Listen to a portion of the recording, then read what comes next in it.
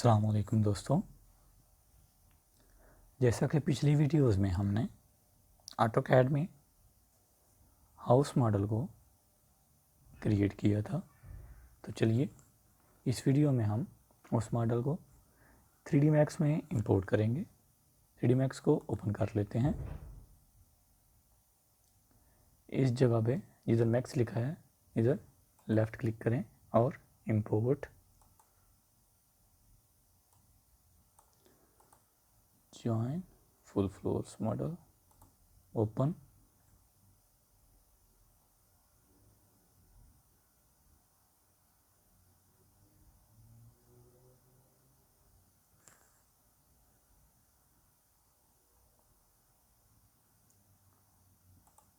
Yes,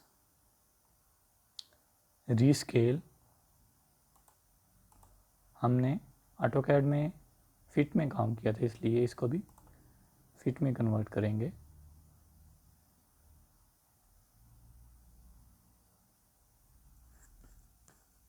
points UCS grids, okay. उसके बाद layers में आ जाएं और select from list all, okay.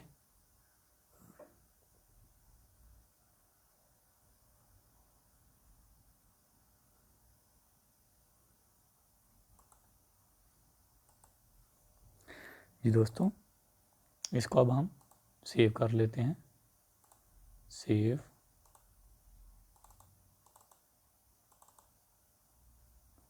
YouTube house model in